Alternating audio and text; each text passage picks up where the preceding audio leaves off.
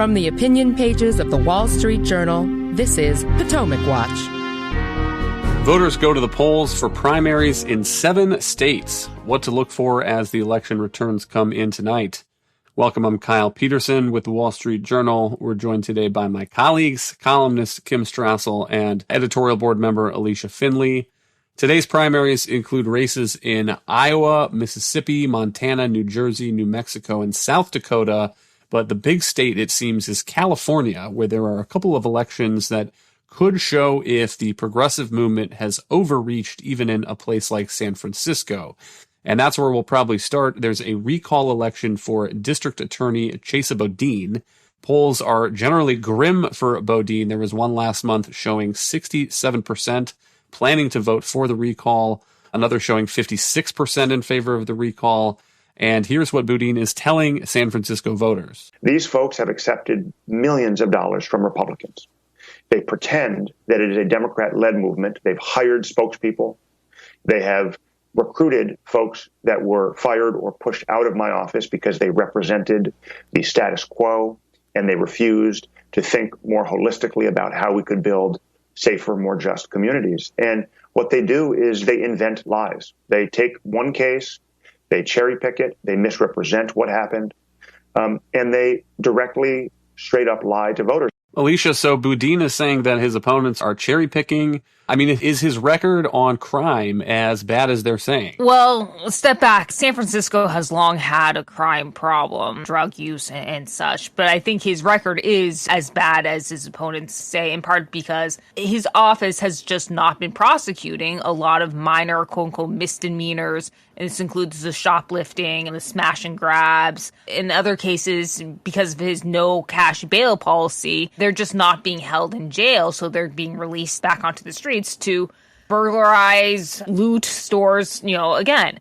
about 11 Walgreens have closed since 2019, 22, I think, since the 2015, just because these stores are getting looted by repeat offenders. There's also a separate issue of just, the broken windows policing, which drug crimes, drug dealing isn't being policed at all. During the pandemic, everything got worse in part because there's pressure on the jails just to release, quote unquote, lower level offenders to contain COVID. That's not so much of an issue now. And yet these crimes still are not being enforced or prosecuted in many cases. The Journal's editorial on this election cites some figures between 2019 and 2021. Homicides in San Francisco were up 36%. Motor vehicle theft was up 36%. Arson, 40%. Larceny, 20%. And Boudin's defenders might point to other cities, and we know that COVID pandemic was weird times, and crime has gone up pretty much everywhere. And yet people in San Francisco who are upset by these figures and these crimes that they're seeing, I think probably can't help but look at the local district attorney who has ended cash bail, as Alicia says, who vowed not to prosecute quality of life crimes like obstructing sidewalks, public urination. And it's all the more remarkable, I think, Kim, when paired with these February San Francisco school board recalls. Those were landslide elections, something like 75% of people voting to recall these school board members, upset that the school board seemed more interested in renaming schools than it did in reopening schools during the pandemic. And so it would be another data point, Kim, if Chesa Boudin gets recalled here. It suggests that there are limits to the progressive movement, even in a place like San Francisco. Yeah, and limits even in the face of a lot of PR. I was very struck by that clip you played of him because he's been doing a little bit of cherry picking of his own. His office has, in recent months, been releasing all of these facts and stats to try to suggest as though he is actually more aggressive as a prosecutor than previous occupants of that office. But when you really dig in, you find out that he charges only in cases in about 54% of the cases in which the San Francisco Police Department and other law enforcement agencies present an arrest to his office. And moreover, and this doesn't get mentioned a lot, he tends to file charges at lower levels and then also to channel people into diversion programs that are alternatives to incarceration, like court supervision, which doesn't always go so well. And so this helps account for why you see those numbers continue to go up and up. But you're right, Kyle, this is one of the nation's most liberal and largest cities, and it is delivering this message of rebuke over public disorder. And it would be one thing if it was just Chesa Boudin, but the Attorney General of the state, Rob Band, is likely to face some real questions in a general election this fall, again, over rising crime rates across the state. The LA County Sheriff is in targets, and obviously we have the LA Mayor's election as well, too. Well, that's where I was going next. Is it a similar sort of dynamic in the LA mayor's race, Alicia? You wrote an op-ed for us, and the headline on it was, "Can a common sense liberal save Los Angeles?" So what's the story there? So what's happened in Los Angeles is a very similar story to what's happened in San Francisco. And Kim pointed out the crime rates have risen, but they've risen particularly in affluent neighborhoods. The San Francisco Chronicle actually did kind of a report, and they dug into the data, and they found that actually crime rates had somewhat fallen in the lower income neighborhoods, and quote unquote money motivated crimes had increased by 15.4% in the higher income neighborhoods. And that's essentially what has been going on in LA too, where you're starting to see in the West areas, which are more affluent, where you have celebrities and such, they're getting robbed. You're hearing stories about celebrities being trailed home from fancy restaurants and then burglarized. I think in my op-ed, I mentioned an 81-year-old philanthropist who was shot dead by a burglar. And these kinds of stories are happening more and more, and it's for similar reasons. One, they're not prosecuting quality of life crimes, which often lead to other crimes, more violent crimes, in part because people steal and commit violence in order to support their drug habits. Some of this is because of George Gascon, who is the LA County District Attorney, but he is also not prosecuting lower-level offenses, and has been very similar to Chesa Boudin, no cash bail. But the other problem is the LA City Council just isn't concerned about the homelessness and the crime issues. And so the two candidates in this race, the two frontrunners, are Rick Caruso, who's former Republican, and Karen Bass, who's the progressive former chair of the Congressional Black Caucus. And she's kind of represents the status quo. She's gotten a lot of support from the SEIU, teachers unions, Planned Parenthood, and progressive groups. And Caruso is kind of a disruptor, so to speak. He has maybe bizarrely gotten a lot of support from celebrities in this race. I mean, I'm out in California. I can tell you that he's blasting the airwaves with ads highlighting his endorsements by Gwyneth Paltrow, Snoop Dogg, and such. I should also mention that he's a wealthy real estate developer, so he's largely self-funding this race. But his message is that we need to clean up LA.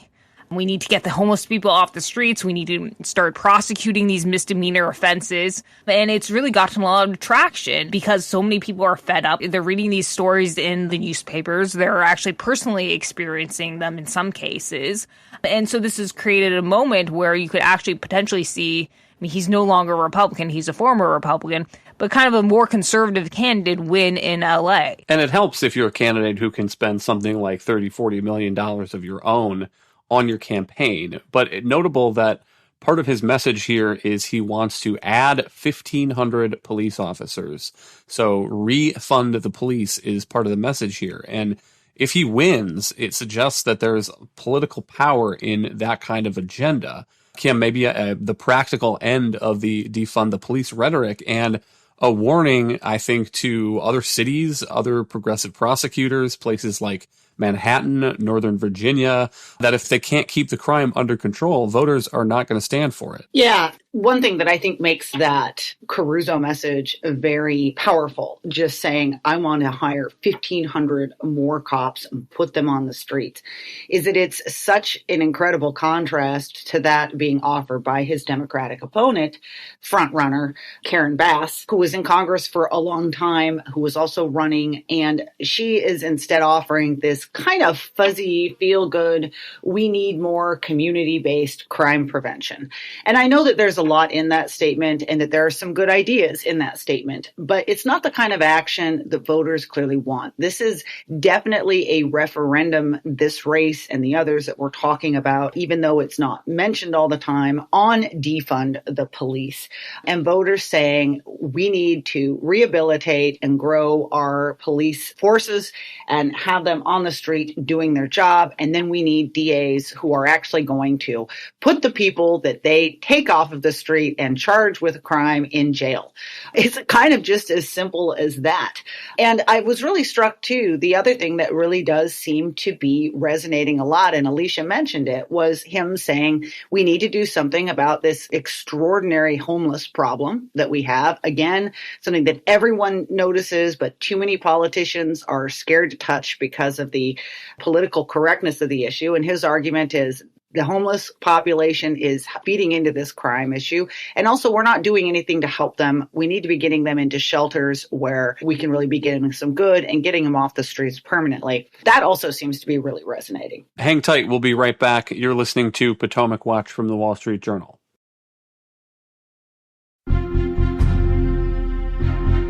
From the opinion pages of the Wall Street Journal, this is Potomac Watch. Welcome back. Alicia, sticking with California for a moment, my understanding is that there's also a couple of interesting House races where the National Republican Party is trying to help GOP candidates get through California's unusual jungle primary system. So what's going on there? So in two cases, Young Kim, who represents an Orange County district, and David Valadao, who represents a Central Valley district, they are struggling because they face Republican challengers in this top two primary, whereas there's only one Democratic candidate in the race. So the Democrat is almost certainly going to win the majority of Democratic votes and will place in the top two general election in November. But the Republicans are going at each other. And in the case of Young Kim, she faces a challenger from Greg Ratz, who's a former Marine. He actually challenged Katie Porter in 2020 and lost by about 6 or 7 points. In the case by David Valadao, he faces a challenge from Chris Mathies, who's a former city council member. And they've been attacking the incumbents here as not conservative enough, that they're liberal, in part because Dave Valadao voted for the Trump impeachment. Young King, it's not really clear. This Greg Rath's character is just kind of leveling attacks. You know, I'm actually in her district and I'm getting a call practically every day from Greg Rath's campaign accusing, of Young Kim being too liberal in the tank with Nancy Pelosi. So this kind of internecine war has caused, the Republicans, the Congressional Committee, to come in to support Young Kim and David Valadao. In both cases, the redrawn districts also mean that there are many new voters in the districts who are less familiar with them. So that is helping the challengers. I think at the end of the day that they will come in second in these races. But it's just unfortunate that the Republicans weren't able to clear the field like the Democrats were. Kim, what other races are you going to have your eye on tonight? I'm looking out at New Jersey, the Republican primary for the 7th Congressional District. And I think this is an interesting one because it is the seat of Democratic Rep. Tom Malinowski. He is now considered probably one of the most endangered Democrats in the House. There is a pretty crowded field on the Republican side, but the guy who's the frontrunner is Tom Keene Jr., obviously the son of Tom Keene, a well-known politician in the state. Tom Keene Jr. was the former Senate GOP leader in the New Jersey legislature. He has run against Malinowski before. Last time in 2020, he only came up about 5,000 votes short. If he wins this primary, and it seems right now more likely than not that he will, Republicans are pretty stoked about this race because, again, not only is Malinowski in a dangerous seat, but his party has not done him any favors over the last couple of years with its very aggressive agenda. And we know from last year and the gubernatorial race in New Jersey that Republicans are extremely energized. Governor Phil Murphy, the Democrat, had a very close run of it in the end. So long as the Republicans get Tom Keene Jr. on the ballot, who's well known, they may well have a good shot at that district. The other one I'm watching, just because it goes to some of those ongoing travails in the Democratic Party, kind of the flip side of what Alicia Alicia was just describing in California, is the challenge against Donald Payne Jr., who is a 5-term Democratic congressman. He took that seat in 2012, succeeded his father, who had passed away. He's being challenged by a super progressive named Imani Oakley, who has been endorsed by the Black Lives Matter PAC, by some of the Sunrise Movement chapters out there. And he's won every one of his primaries and elections with storming numbers in the past. So it's notable that there's worry this time. Pelosi actually came out and endorsed him. He also managed to snag the endorsement of Pramila Jayapal, who's the head of the Progressive Caucus, even though he is not in that caucus. I think Democrats understand that, well, they want to keep him and back him, a longstanding colleague. And so we'll see, though. This is another one of those ones. It seems unlikely, but it could be a little bit of an earthquake if the progressive were to actually win. I'll say a couple things about Iowa. Senator Chuck Grassley is running for re-election, and he has held that Senate seat since 1981. So why quit now? And he's going to find out tonight which Democrat will be running against him. The leading contender seems to be former Congresswoman Abby Finkenauer, though it seems likely that Grassley will steamroll to another term in November. That may not be the case, though, in Iowa's 3rd congressional district that's held by incumbent Democrat Cindy Axne.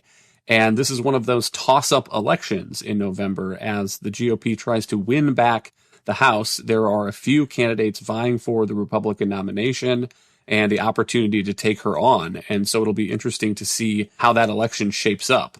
Alicia, is there anything else that you would point to, tell people to keep an eye on tonight? So I'm still looking at the top of the ballot in California, in particular the governor's race. I think Newsom is expected to skate, but Michael Schellenberger, who's a former Democrat who's running as an independent in this case, he stands probably a good chance of becoming the first independent to go into a runoff. In this case, he's also campaigning on the issues of homelessness, crime, also the schools, the public school failures. And he's really making this kind of a referendum on Newsom's leadership. And there are a lot of people, including Democrats, who are just very unhappy with Newsom. He survived the recall last fall, in part by portraying his opponents as Trump supporters and extremists. In this case, he's perhaps smartly, he hasn't gone after Schellenberger and hasn't given him more of a public profile, because that would probably help Schellenberger. But he clearly views him as a threat because Newsom has started backpedaling on some things, including nuclear energy and desalination plants in California that Schellenberger has made an issue in the campaign. So I guess there may be some people who just make protest votes who don't vote for Newsom, and others potentially who could vote for Schellenberger, who has talked on conservative radio, a little bit on Fox News, and has increased his profile in the state that way. I think a lot will depend on the turnout, the makeup of the turnout, and the numbers, too. Finally, just to close the loop on a couple of elections already held that we've discussed, in Pennsylvania, the Senate race there, the Republican candidate officially now is Mehmet Oz, Dr. Oz. David McCormick had asked for a recount. There was also some litigation over mail ballots that voters forgot to handwrite the date on. But Dr. Oz's lead was about 1,000 votes and looked insurmountable, so David McCormick has conceded. And as for the Democratic Senate candidate in that race, John Fetterman, he had a stroke last month, and he has said that he's fine.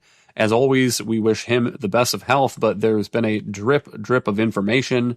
Seems to be more serious than we at first knew, and now CNN is saying that he might be out of the campaign trail through July. Meanwhile, in Texas, Henry Cuellar, who is billed as the last pro-life Democrat in the House, he seems to have survived a progressive challenger.